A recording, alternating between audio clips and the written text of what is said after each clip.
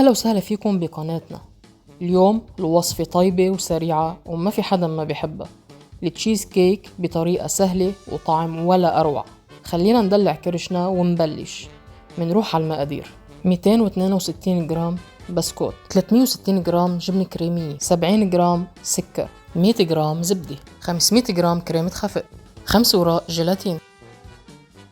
أول خطوة مندوب الزبدة بالميكروويف.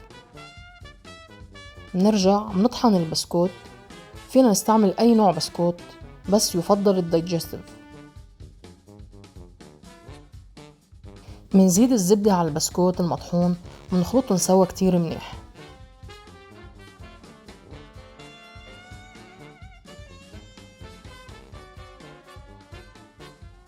بقالب تشيز كيك منحط البسكوت وبملعقة أو كعب كباية نكبس البسكوت منيح بالقالب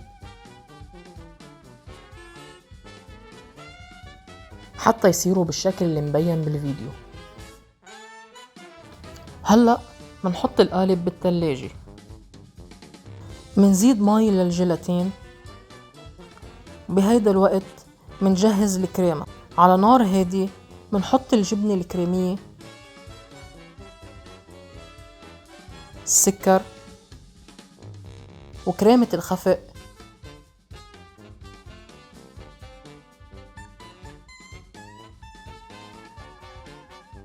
ومنحرك حتى يتجانسوا مع بعض.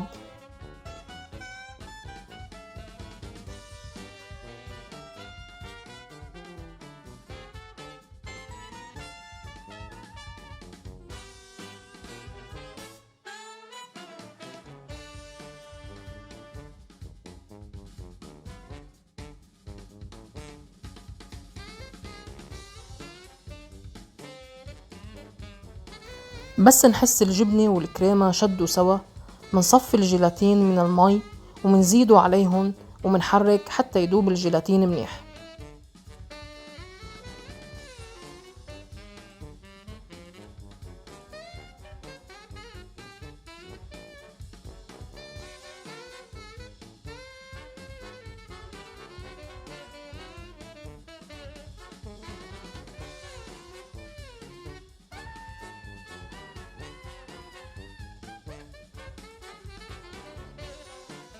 بس يصيروا جاهزين منحطهم بقالب تشيز كيك ومنحطها بالتلاجة على الأقل 6 ساعات. أنا تركتها 24 ساعة.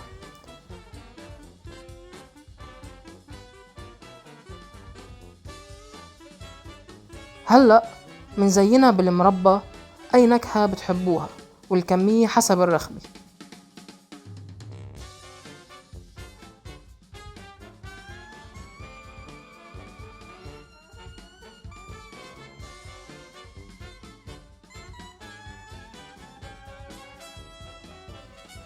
وألف صحتين.